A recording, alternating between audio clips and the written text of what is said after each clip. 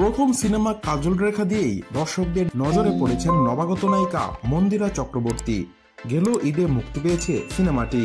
মুক্তির পর থেকেই প্রশংসায় ভাসছেন এই অভিনেত্রী। সিনেমায় মন্দিরার সঙ্গী হয়েছেন অভিনেতা শরীফুল রাজ।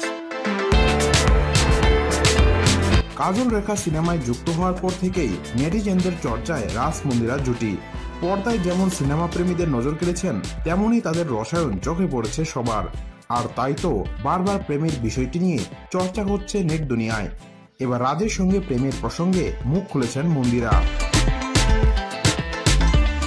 সম্প্রতি দেশের একটি গণমাধ্যমে কাজের পাশাপাশি বিভিন্ন বিতর্কিত বিষয়েও সোজা সাপটা জবাব দেন মন্দিরা। তবে সেগুলোর বেশিরভাগই ছিল রাজকে ঘিরে।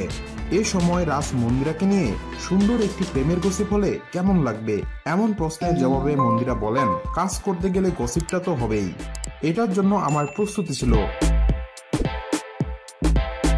অভিনেত্রী আরো বলেন, আমরা খুবই ভালো বন্ধু, প্রেম হওয়ার সুযোগ নেই। আসলে বলতে পারি সে আমার খুবই ভালো একজন বন্ধু হয়ে উঠেছে। শুটিং এর সময় সে আমার বন্ধু ছিল না, কারণ তখন তার সঙ্গে খুবই কম কথা হতো। আমাদের শুটিং হয়েছে 2022 সালে। এখন সে যে লাইফটা কাটাচ্ছে, তখন সে এই লাইফে ছিল না। তার তখন সন্তান হয়েছিল। সবকিছু মিলিয়ে সে তার মতো ছিল। তখন মাত্রই আমাদের প্রথম দেখা। মন্দিরা বলেন, সহকর্মী হিসেবে যতটা কথা বলার দরকার ছিল ততটা, কিন্তু সিনেমার প্রচারের সময় বিভিন্ন জায়গায় যাওয়া আসা, একজন মানুষের সঙ্গে আপনি নিয়মিত বের হচ্ছেন, কাজে যাচ্ছেন, আপনার তার সঙ্গে একটি বন্ডিং হয়ে যাবে, এটাই স্বাভাবিক।